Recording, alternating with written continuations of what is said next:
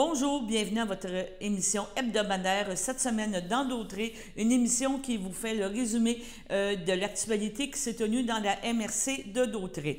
Cette semaine, beaucoup de sujets concernant les conseils municipaux. Nous vous présentons des extraits du conseil municipal de la ville de Berthierville, des questionnements des citoyens concernant l'aréna, concernant des parcs de skate, encore des retours sur les inondations.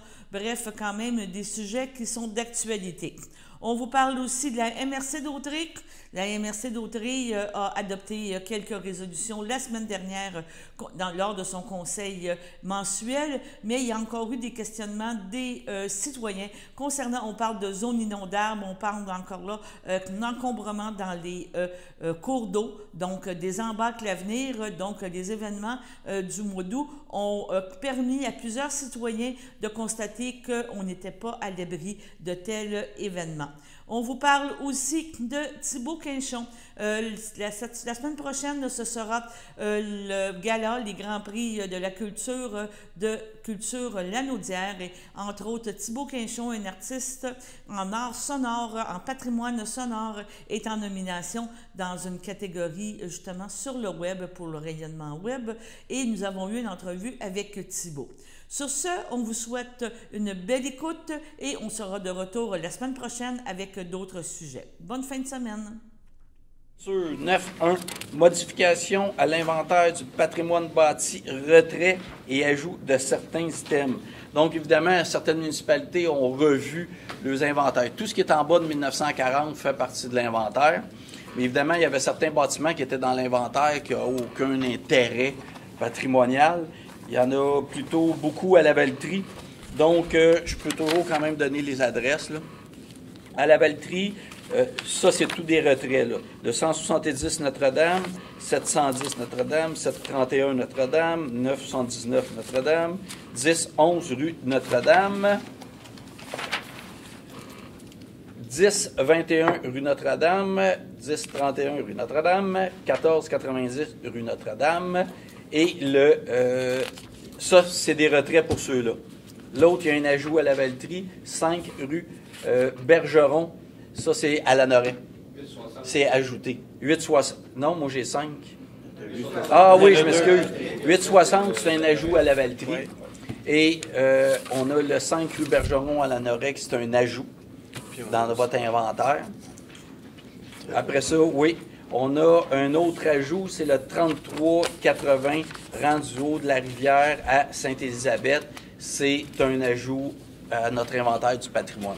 Parce qu'il faut comprendre, c'est que les municipalités, que les bâtiments n'ont aucun intérêt patrimonial, puis qui se retrouvent dans l'inventaire, là, s'il y a des démolitions ou quelque chose, le processus est excessivement long.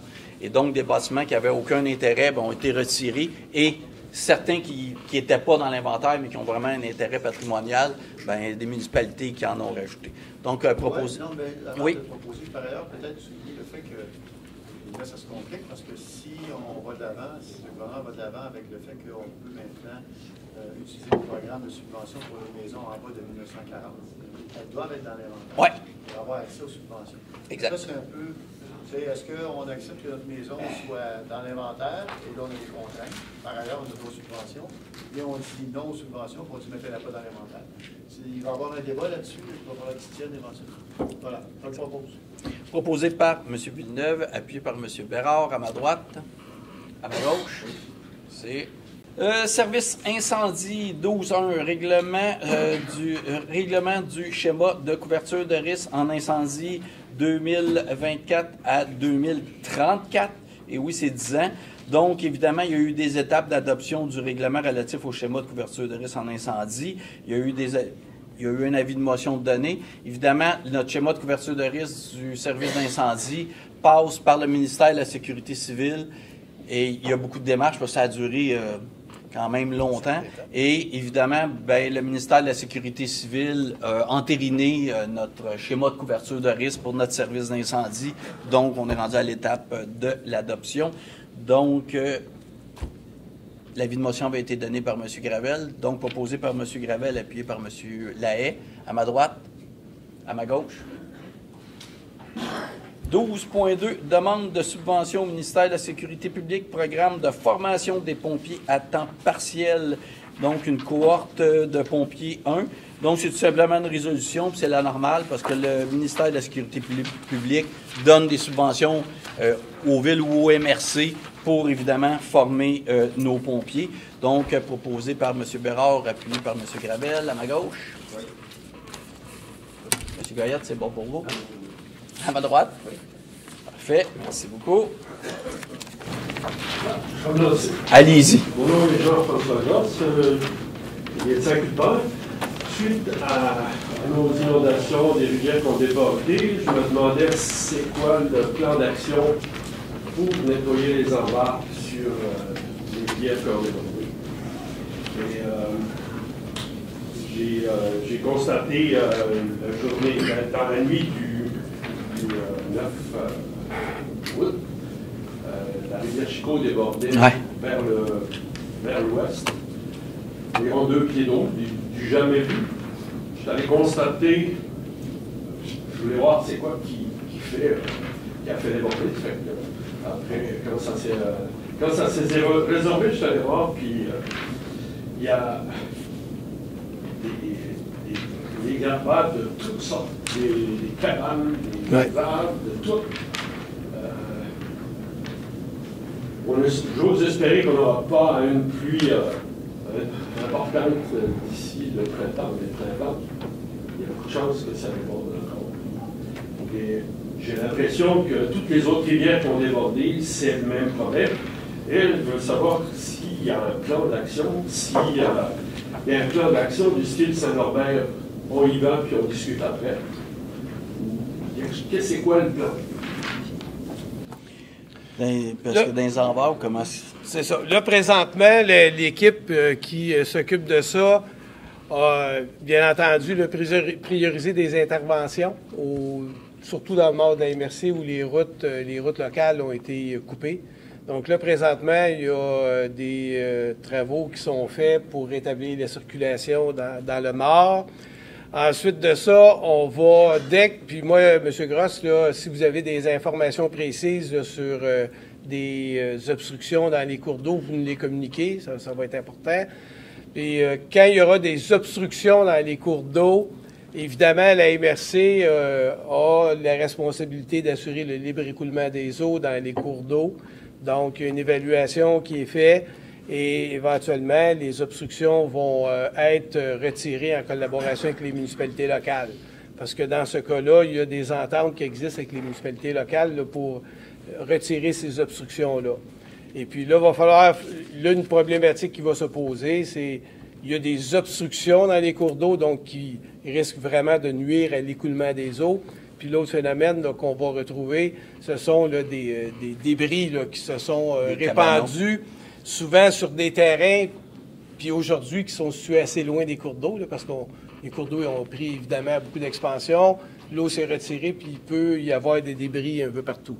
Mais quand il y a des obstructions, vous nous en informez, puis la MRC va faire un suivi avec la municipalité locale pour justement s'assurer que ces obstructions-là restent pas en place. Ça ne partira pas tout seul. Vous en informez, puis on va faire le suivi. C'est une très bonne question, parce qu'il y en a beaucoup sur le Chico. Oui, il y en a beaucoup partout. Il y en a dans la rivière Ryan, je peux vous dire. Ben, la rivière Saint-Jean, la Norelle, la Valtrie, la rivière Saint-Jean, il y en a aussi beaucoup. Avant que je comprends l'inquiétude, puis elle est fondée, votre inquiétude, tout à fait. Alors, l'idée, c'est de répertorier les endroits où il y a un risque majeur, où ça pourrait se reproduire, donc un embarque dû aux déchets accumulés. On a un drone. Oui, puis il a été très utilisé jusqu'à maintenant. Oui, il a été utilisé. Donc, à cette fin-là. On pourra éventuellement, je pense, parce que moi, je suggère bien humblement qu'on prenne peut-être un peu de temps avec un expert en pilotage, puis d'aller faire... On a un. D'aller faire la MRC a un drone. Endroit-là, c'est ça, on bien les cibler, bien les identifier, puis être en mesure de pouvoir mettre en place une intervention si nécessaire. Moi, je veux vraiment m'assurer que dans toute la MRC, c'est à peu près tout pareil, la Bayonne, les autres ont tous débordé, pas à cause que le fleuve déborde, à cause que... Non, ça n'avait rien à voir. C'est vraiment des envers. Si vous ne trouvez pas une résolution rapide avant la fonte des mers. On va avoir, il y a des gens qui vont avoir plein de problèmes. Non, ben, puis on ne veut pas ça. Ah non, on ne veut pas ça. Surtout, c'est un devoir de contrer l'environnement qui va s'opposer à ça. Il me semble qu'il devrait y avoir un règlement ad hoc rapide. Mais c'est la responsabilité de toute façon. Mais il faut se dire, les embâcles ont été créés par les eaux qu'on a eues. Ces embâcles-là n'étaient pas là. Moi, je l'ai vu dans chez nous. Là. Moi, les embâcles, il n'y en avait pas parce qu'on les vérifie. Puis c'est important que les citoyens, dès qu'ils voient un embâcle ou quelque chose, mais là, on s'entend que les embâcles, c'est des cabanons, c'est des infrastructures, des arbres qui se sont ramassés là à cause, évidemment, de la pluie. Vous l'avez dit, la rivière Chicot n'a jamais été aussi haute que ça. Fait qu'évidemment, il y a des cabanons qui sont partis, puis il y a des embâcles qui se sont créés. Mais on a un drone, puis c'est sûr qu'on va faire le tour. Mais c'est important que les citoyens, quand ils en voient, de le rapporter. Ouais. C'est super important d'avoir la participation des gens, parce que de piloter puis de faire toutes nos rivières, puis vous avez raison, puis on dit avant le printemps, mais il faut agir rapidement, parce que des pluies, on a eu au mois d'octobre l'année passée des pluies épouvantables, hein? Fait que c'est d'agir le plus rapidement possible, mais je vous le dis tout le monde, chaque municipalité, on est en collaboration avec eux autres. Là, ça vient de retomber, là, mais chaque municipalité est en communication, puis le travail va être fait. Oui, c'est considérant ça considère les zones inondables. Naturellement, je demeure au rang du fleuve. Vous comprendrez qu'il y a de l'inquiétude dans mon rang. Une inquiétude assez, je pense, il faut y penser. J'aurais deux, trois petites questions.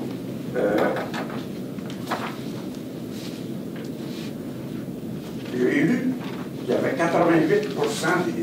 des habitations qui étaient en zone inondable dans le fleuve.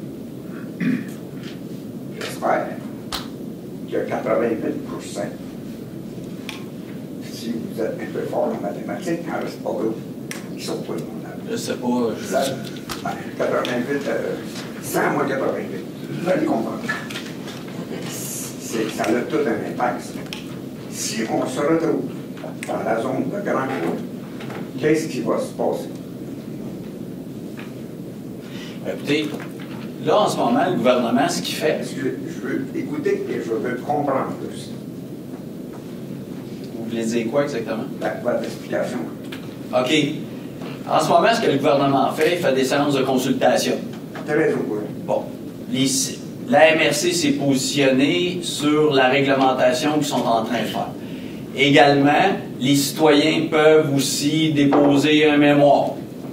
Ça n'a pas été trop publicisé, puis on s'est demandé, il faudrait que les citoyens le sachent. Le gouvernement a fait ça. Mais la problématique qu'on a, on nous consulte sur de la réglementation, mais on n'a pas de carte de zone inondable. Ce qu'on a dit au gouvernement, comment vous pouvez nous consulter sur des zones inondables? Parce que peut-être la réglementation a tout son sens, mais les cotes, on les considère trop hautes. Là, ils vont-ils les mettre encore plus hautes? On ne le sait pas. Ce qu'on a dit au gouvernement, vous nous consultez à l'envers. Puis on le dit, là, ce qui a été nommé, on a l'impression que c'est une consultation qui est bidon. Comment vous pouvez nous consulter sur de la réglementation que vous voulez mettre en place sans qu'on ait la ligne des zones inondables? On ne la sait pas. Et le gouvernement ne nous les fournit pas. Et il y a plus, parce que où ça va, puis M. Goyette, vous connaissez, parce que M. Goyette, il pilote pas mal le dossier. Et de plus, n'oubliez pas qu'il va y avoir les... M. Goyette, le maire de l'île du Bas, c'est lui qui est très, très au courant avec M. Sylvestre.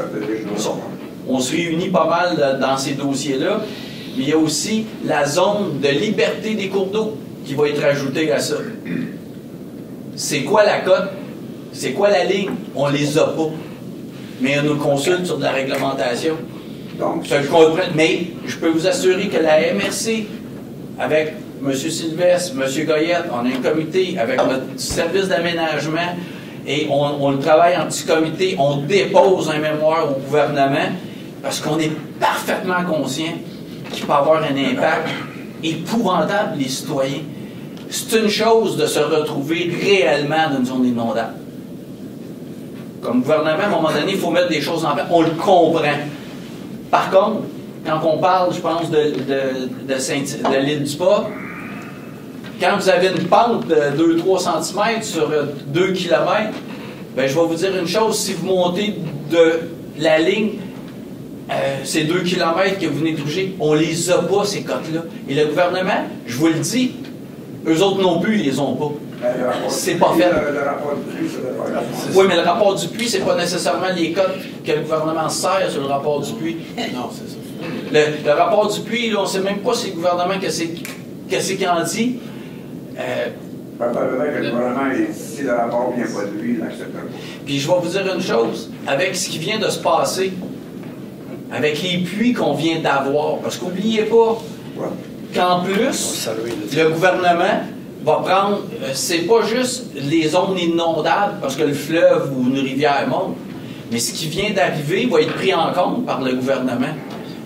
Mais ce qui vient d'arriver, là, 200, c'est un ouragan là, qui a passé chez nous. C'est un ouragan de pluie. S'ils prennent compte, imaginez-vous s'ils prennent ces lignes-là et ils prennent compte de ça. Monsieur, j'aimerais bien ça de l'ancien, je comprends. Parce que sur le rang du fleuve, le 9 août, il n'y a pas personne qui était inondé. Oui, c'est ça. 2 jours avant, j'avais pris mon transit, j'avais 11 pieds et 2 pouces de l'asphalte au fleuve.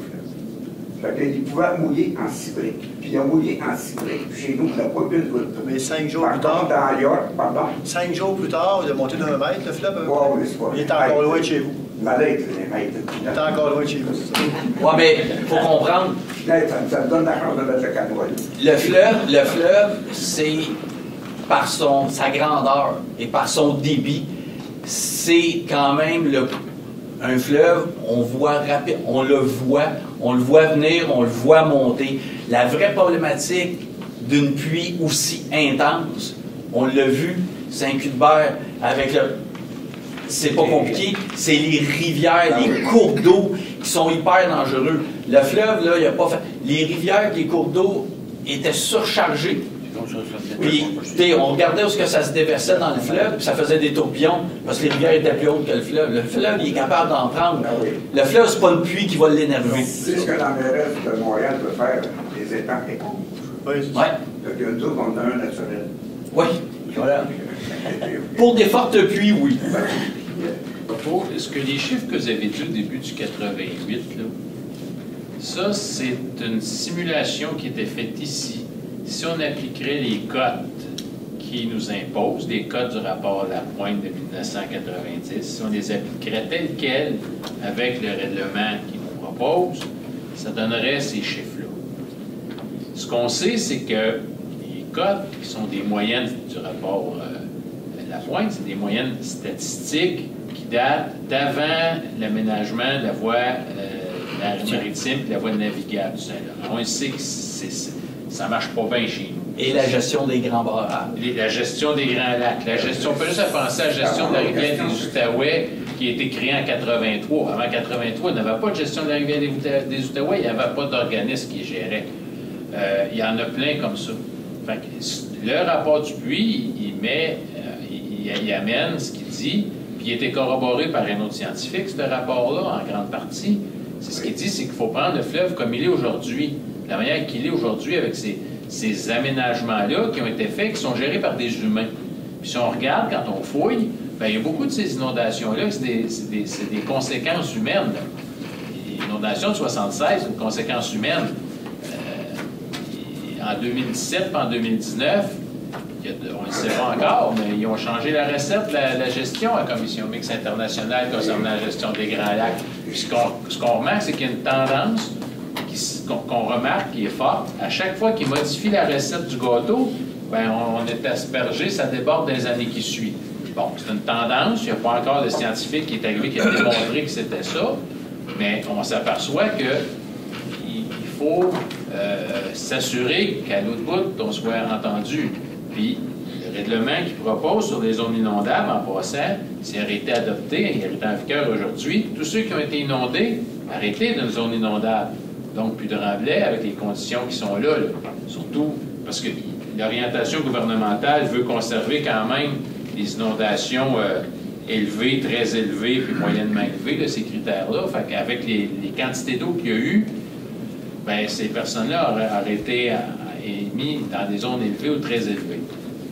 Ça fait sortir aussi que dans le règlement, le gouvernement tient absolument à ce qu'il y ait un règlement uniforme au travers de Québec.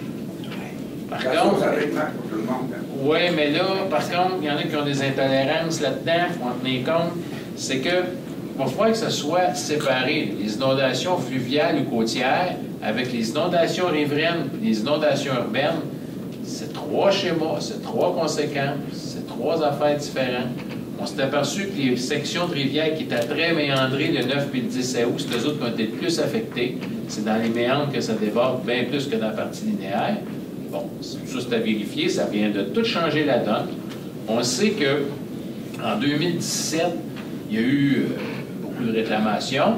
Ça a donné à peu près une moyenne de 48 000 $ d'indemnités versées par réclamation, puis c'est 50 000 en moyenne pour celle de 2019. Mais regardez bien ceux qui vont avoir pour celle-là. Si on parle juste du GA à Berthier, bon, peut-être que le gouvernement il indemnisera pas, mais ça va être une compagnie d'assurance, ça va être dans des millions, au-dessus de 10 millions. Peut-être que le nombre de réclamations va être moindre, mais les montants vont être plus élevés.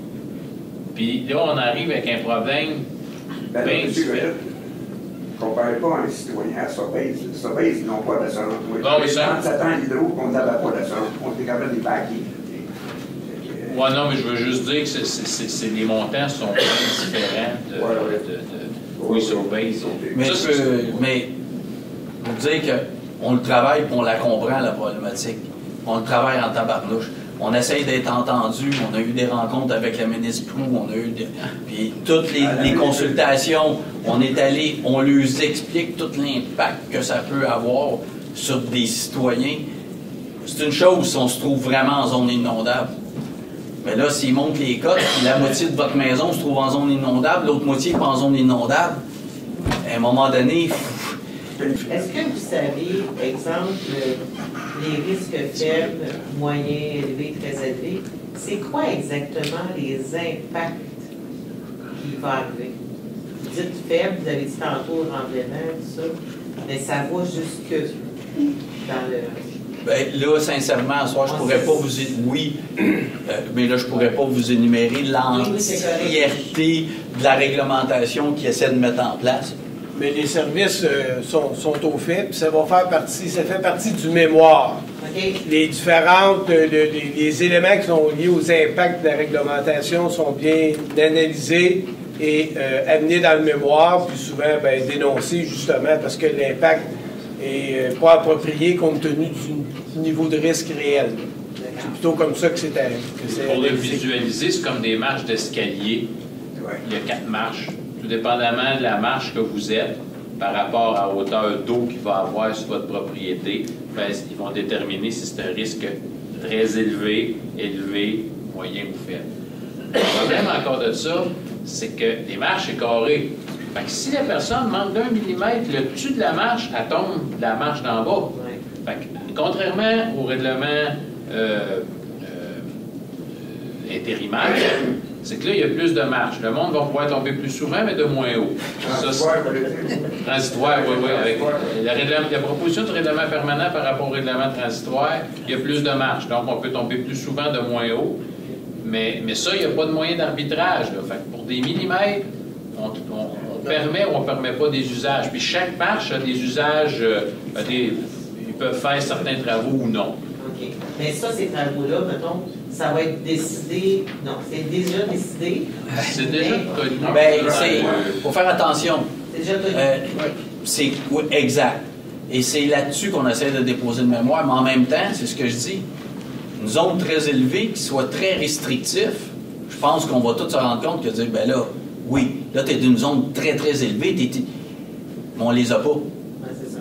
Fait que, mais soyez sûr que très élevé et élevé, ça va être très, très, très restrictif. Ça va être difficile. Moi, je pense, en tant que citoyen, moi, je suis curieux de nature. Fait que je m'informe, je regarde, je lis. Mais il y a beaucoup de citoyens qui sont même pas, vont faire le step, vont faire le saut. Là. Ça, c'est on est d'accord avec vous. Mais comment pourrait-on mettre à l'affût les citoyens du problème? On en a parlé en comité et c'est un des reproches qu'on fait au gouvernement. Okay. L'information qui a été diffusée aux citoyens pour la consultation, c'est pas très fort. Mais nous, je pense qu'on l'a mis sur notre site. Hein? On l'a tué. On avait dit qu'on... Je pense qu'on a mis le lien pour les consultations du gouvernement du Québec. Oui, c'est ça, mais il n'y avait pas explosif. Non, c'est le lien pour les consultations du gouvernement. Ouais, le site du gouvernement n'est pas explosif. Non, le site... Non, et exact. de votre côté, lorsque vous dites que mémoire, ça va être le 17 octobre, est-ce qu'il va y avoir une assemblée spéciale? Est-ce qu'il va y avoir quelque chose de prévu pour justement aviser les citoyens un petit peu? Je ne sais pas. Ce qui est prévu, c'est que d'ici le 17, le mémoire va être adopté ici. Entre-temps, le mémoire a été partagé. Il y a un projet de mémoire qui a été concocté durant la période estivale, qui est en train d'être manié, revu, suite aux commentaires. Ça a été diffusé auprès des municipalités locales pour obtenir, je sais qu'il a circulé, le projet a circulé là, au sein des municipalités locales.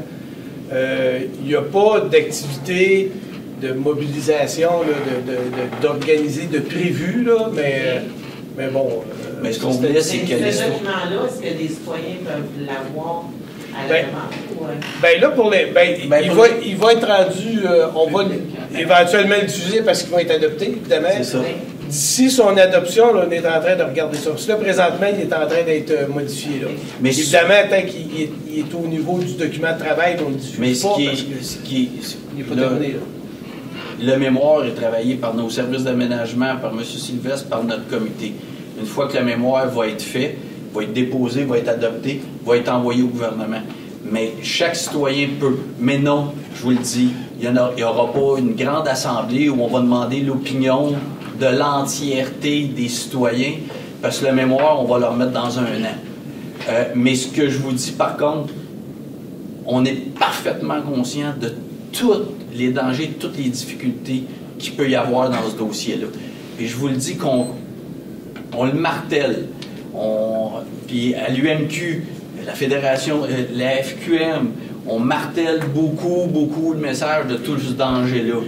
Mais il va devenir public à un moment donné, mais non, on ne fera pas de consultation publique pour avoir Ce que je trouve un peu déplorable là-dedans, c'est qu'ils n'ont pas consulté l'Université d'Autrey sur toute la question de... Parce que l'Université d'Autrey est touchée directement par l'ampleur de ce qu'ils veulent faire. Il faut comprendre que l'agrandissement, j'ai mis plans, les finales, là, le site qu'ils veulent faire agrandir, là, ça a 4,7 km par le tour. C'est immense. Ils creusent un trou, 80-100 pieds de creux, là. C'est vraiment, ça va prendre 20 ans pour creuser le trou à peu près. Là. Puis, mais tout le sable-là, ils vont le mettre, ils n'ont pas de carte à Saint-Thomas, ils vont projeter de le mettre sur le territoire de l'Université d'Autrey, sur la municipalité de Sainte-Geneviève.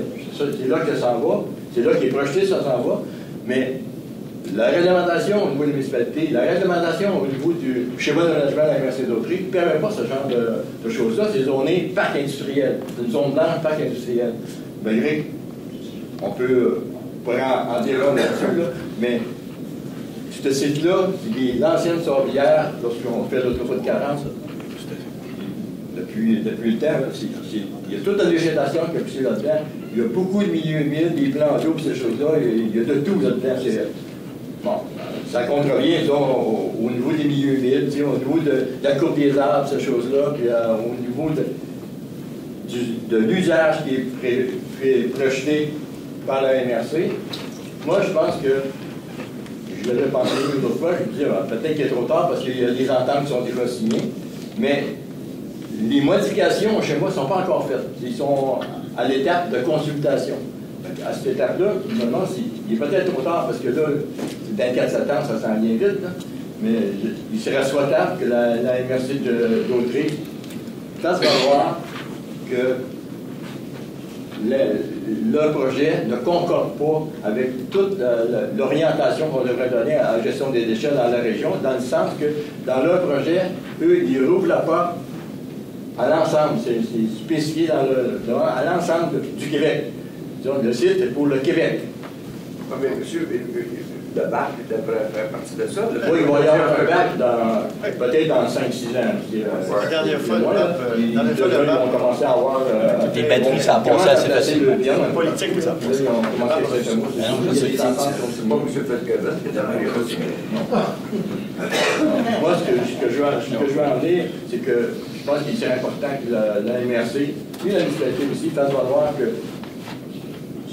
il doit y avoir un agrandissement. Si jamais il y en a un agrandissement, il faut qu'il corresponde aux besoins de la région immédiate, ici, la MRC de Joliette, la MRC d'Autriche, peut-être quelques municipalités autour, même la région de la Naudière. Puisque s'ils avaient exercé en 2005, s'ils avaient exercé le droit de regard pour l'exploitation actuelle, on aurait eu de la place avec les déchets de toute la région de la Naudière jusqu'en l'an 2110. Là, il est quasiment plein ici actuellement. Là. Parce que ça vient de partout dans la province. Il y a beaucoup de déchets qui viennent de la région de Québec. Il y en a beaucoup de la Rive-Sud. Ceux qui prennent le bateau doivent le savoir. Il y en a beaucoup. Il y a 47% qui viennent de l'île de Montréal. Tous ces déchets-là, c'est pas nos déchets. Là. On peut, ou bien des fois on dit « Ah, pas dans ma cour ». Mais dans notre cour, nos déchets, dans votre cour, vos déchets. C'est un peu mon discours, là. Mais moi, c'est ça. Je veux qu'on prenne conscience qu'il est important de faire valoir à la MRC de Joliette parce que ça prend des modifications au niveau de la MRC d'Autriche. Il aurait dû nous consulter, ils n'ont pas fait. On devrait faire partie de la solution, compte tenu qu'il y a des impacts importants. Ça va prendre 1 km² juste pour mettre le sable. La piste de sable, là, c'est immense le trou. Là.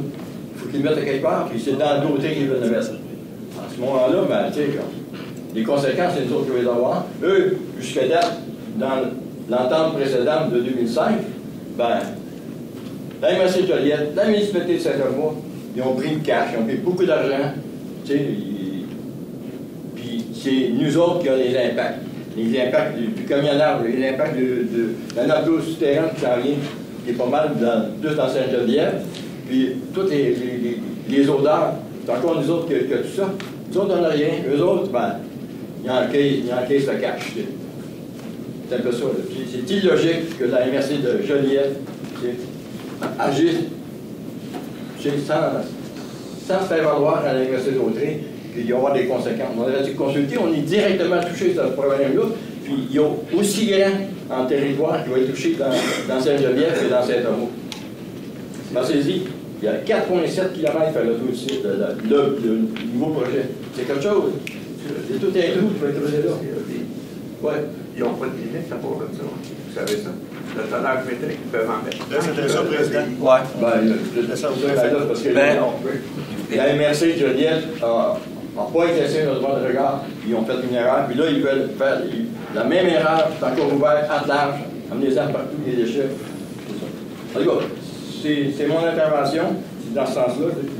Il y a aussi que, si on devant la CPDEQ actuellement, ils sont à l'étape de consultation sur ces choses-là. Le CPDEQ a demandé des certificats de conformité au niveau de la réglementation. C'est pour ça qu'ils sont en train de changer le règlement pour la rendre conforme à leurs demandes. Bien, parfait. Merci pour votre intervention. On va regarder ça de près. Il y a peut-être trop tard, je ne sais pas. Bien, vous savez, c'est comme je dis souvent, chaque municipalité, chaque territoire est souverain. Hein? Et on a beau être le voisin, la souveraineté des territoires avec des personnes élues, c'est... Le projet touche la MRC d'Autriche. Je vous dis, ça va prendre 1 km² ça va prendre pour juste mettre ça. On va scraper aux zones d'âge, il y a un potentiel. Au niveau de l'environnement, c'est quelque chose de beau. Là. On va scraper tout ça, comme ils l'ont fait en 2005. En 2005, là, je me rappelle très bien, les années 90, la MRC n'avait pas le même discours qu'aujourd'hui, je le reconnais, la MRC dans le temps. Puis, le dépôt de Madré-Rossette, on s'était fait imposer dans le temps. Là, ils ont mis du sable, ils ont rempli ça de sable. Là. Mais la MRC d'Autriche, à l'époque, moi je l'avais dit, c'est pas une réhabilitation d'une ancienne, il appelait ça une saudière désaffectée, là, alors qu'il y avait des arbres gros de même dedans, puis il y avait plein de milieux humides, des lacs, tout ça d'affaires à l'intérieur de ça.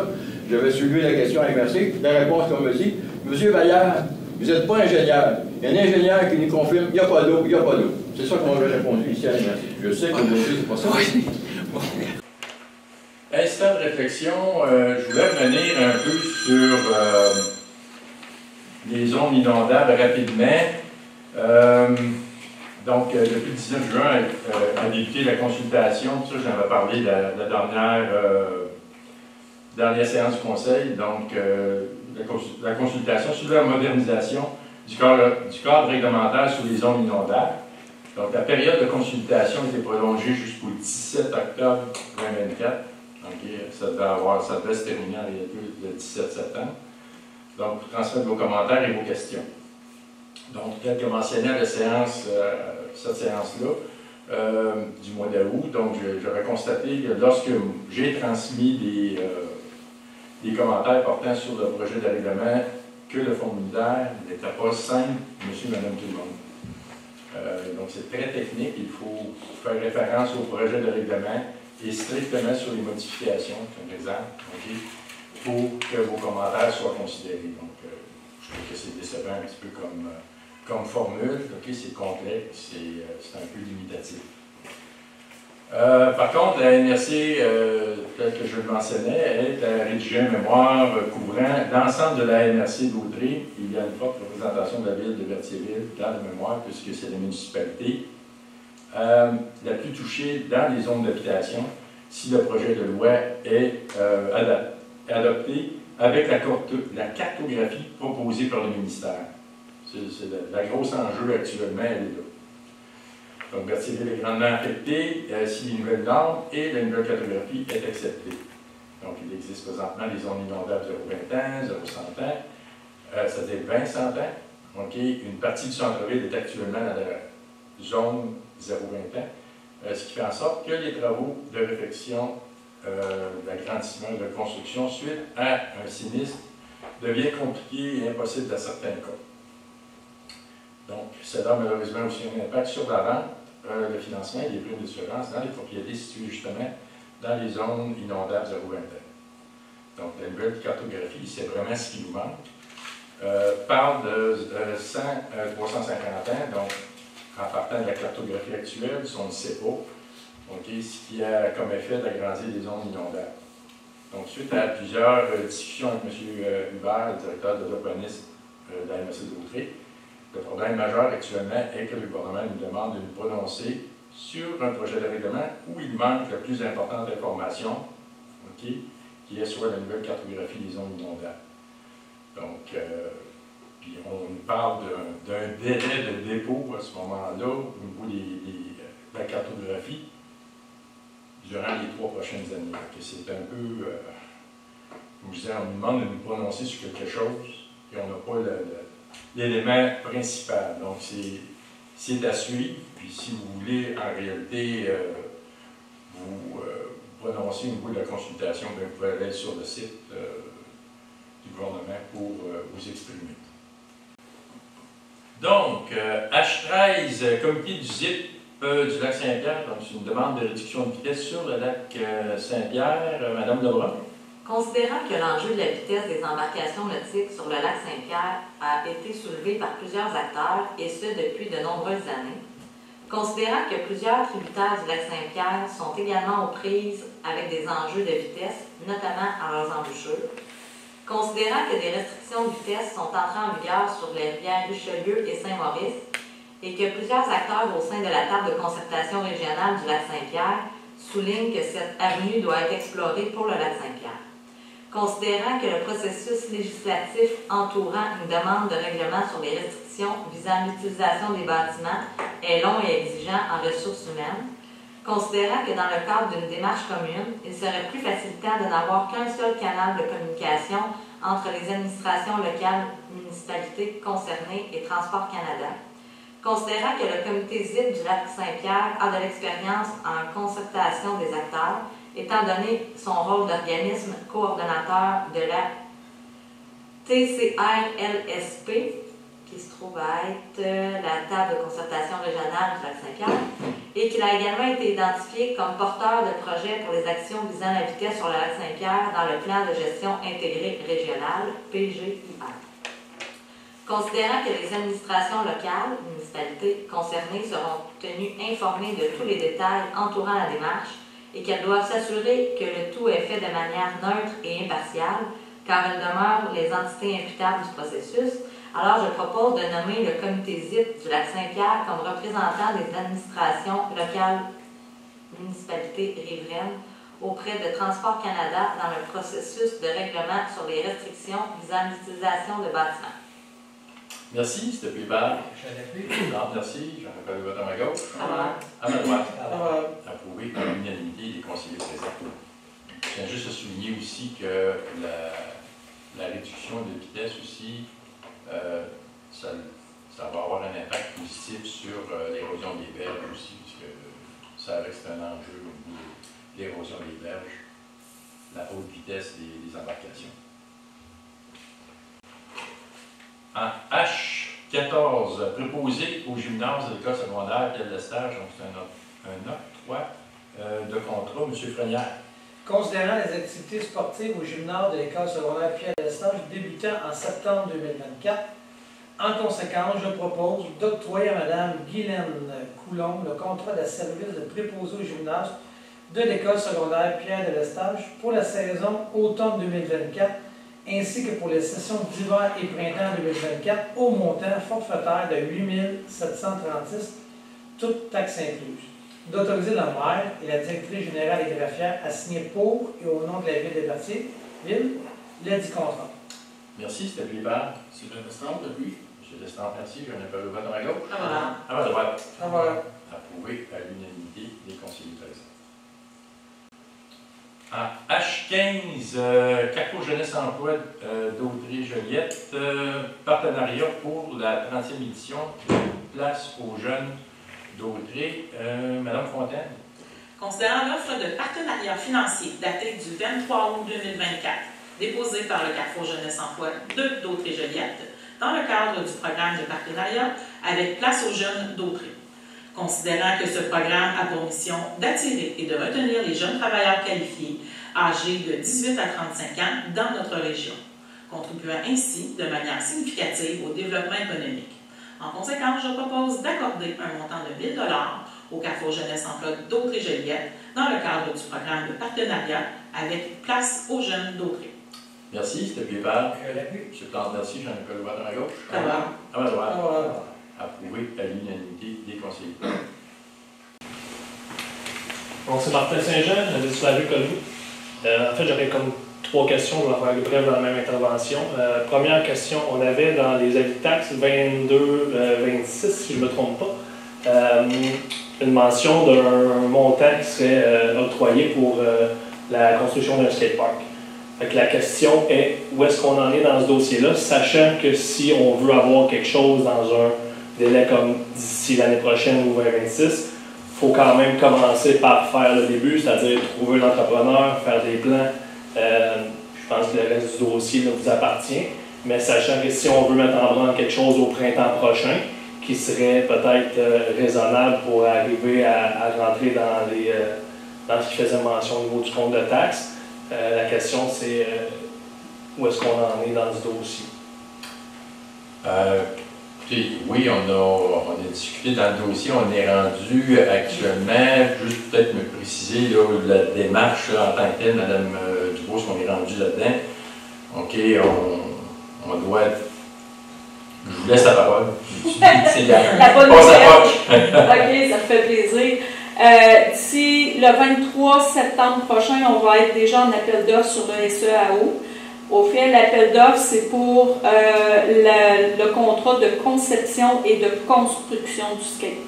D'ici à décembre, ça va être la conception qui va être travaillée et l'appel d'offres pour. En tout cas, ça inclut la construction. Fait que la construction va être au printemps, dès que la météo va le permettre. Parfait, super, merci. Deuxième question, toujours dans les loisirs infrastructures, dossier Arena. Sachant que présentement, on était supposé d'avoir une ouverture d'Arena le week-end dernier. Malheureusement, forcé d'admettre qu'on a manqué d'entretien, puis ça n'a pas fonctionné. Fait qu'on a eu des bris, je crois, au niveau des refroidisseurs. Pas capable de faire une glace. Donc, encore une fois, là, on a eu l'été pour faire tous ces travaux-là. Malheureusement, il n'y a pas grand-chose qui semble avoir été fait au niveau de l'entretien de l'Arena. Considérant que là, on travaille beaucoup en réaction face aux problèmes qui nous arrivent avec cette infrastructure-là, versus, malheureusement, puis c'est pas de la faute à personne, mais il a manqué beaucoup d'entretien dans les 50 dernières années d'existence de l'Arena. Là, présentement, on est pris avec cette patate chaude, mais encore là, c'est quoi les plans à court terme pour assurer que les bénéficiaires de l'Arena puissent profiter adéquatement des services offerts par la ville? Actuellement, je pense que j'ai publié un communiqué un peu qui résume où on était rendu au niveau de l'Arena. Je ne sais pas si vous avez eu l'occasion d'en prendre connaissance. On attend en réalité l'estimation des coûts pour aller avec une rénovation majeure. Naturellement, comme je disais, c'est sûr qu'avec ça, c'est important qu'on puisse bénéficier des subventions gouvernementales là-dedans. Notamment, on regardait le programme PAFI Sport en réalité, où le gouvernement provincial pouvait aller jusqu'à 66% de subventions sur le coût total. Okay, donc, c'est des choses qu'on va viser là-dessus. Mais là, il faut, actuellement, qu'est-ce qui arrive, c'est qu'on attend de la firme, au niveau de tout ce qui est mécanique, que l'architecte. Okay, on attend vraiment de savoir les montants. Naturellement, aussi, ça j'en ai parlé, c'est sûr qu'il y a une présentation aussi au niveau des municipalités environnantes, parce que je pense que c'est une infrastructure vraiment qui bénéficie à la région et non pas juste à Berthierville. Donc, je pense que c'est l'implication de toutes les municipalités environnantes. Dans cette avenue-là, sous question, c'est quoi l'approche de la ville de Berthierville versus justement les gens dans la MRC d'Autrey? Parce que présentement, les échos qu'on a eus, c'était qu'il y avait une approche assez, excusez l'expression, mais hautaine de la part de la ville de Berthier, dans le sens qu'on allait voir, que la ville allait voir les autres municipalités et plutôt que de demander une collaboration, exigeait un apport. Il y a une différence entre les deux. Il y a une différence entre demander aux gens de collaborer avec nous puis d'exiger des montants des villes. Je pense que l'approche est peut-être à revoir parce que certaines municipalités dans la MRC ne sont pas nécessairement chaudes à l'idée de participer avec Berthier en recevant cette approche-là. Ben, moi, je pense que la relation sont bonnes. OK.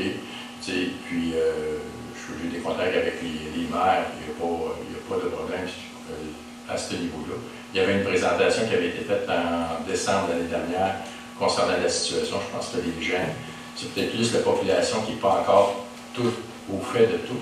OK? Puis ces informations-là, oui, il va falloir, une fois qu'on va être fixé, qu'on publie ces informations-là pour s'assurer que tous les gens, OK, pas juste de Berthier, mais les environs comprennent c'est l'importance de cette infrastructure-là. Puis je peux vous dire qu'on n'est pas du tout arrogant, c'est pas du tout l'approche qu'on prend. C'est une approche de collaboration, okay, mais c'est sûr qu'il faut s'assurer que tout le monde comprenne les enjeux là-dedans. C'est qu'actuellement, c'est ça. Parfait. Puis, dernière question. Au niveau de l'urbanisme, on a un projet présentement qui se dessine là, justement à côté du cimetière, au bout des rues Corriveau et des rues Goulet, si je ne me trompe pas, ou Généreux, c'est Généreux, je pense, qui vient Cul-de-Sac. Est-ce qu'il y a parce que je me souviens qu'on avait fait des études dans le passé, on avait fait affaire avec des firmes spécialisées pour justement faire des beaux plans d'aménagement, d'urbanisme. Et puis, moi, je voudrais savoir deux choses. Est-ce qu'on a un plan d'urbanisme pour ce secteur-là ou c'est un peu du lotissement puis on on va faire à qui mieux qui veut faire quoi.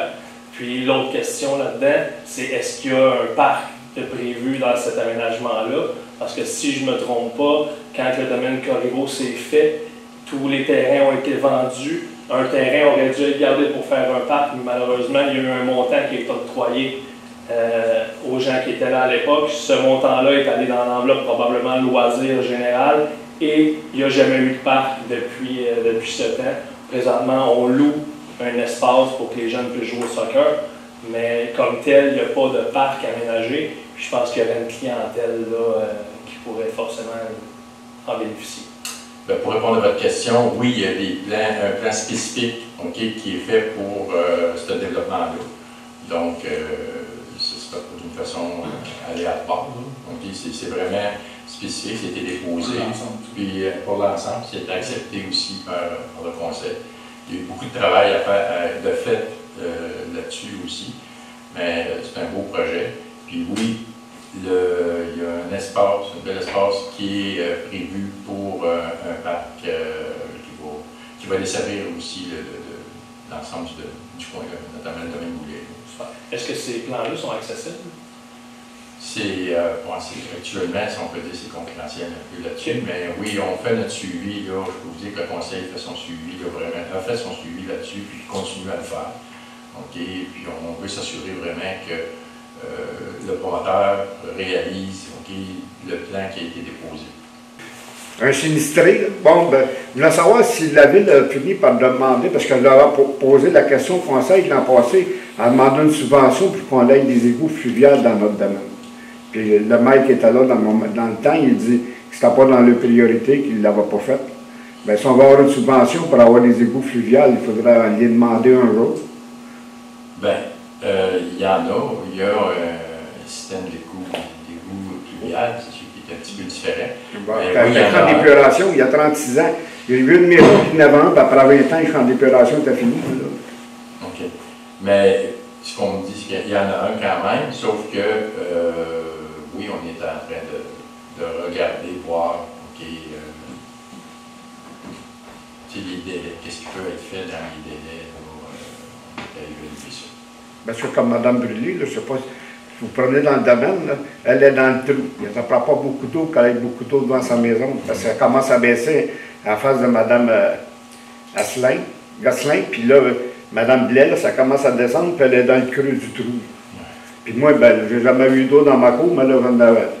Ouais, mais là, c'était exceptionnel. Oui, c'est ça. On parle d'une situation vraiment qui est exceptionnelle. Là. Mais on va évaluer la situation, là, comment est-ce qu'on peut améliorer ça. Je suis en compagnie de Thibault Pinchon, qui est nominé au Grand Prix de la culture pour Desjardins, ici, Culture Lanaudière.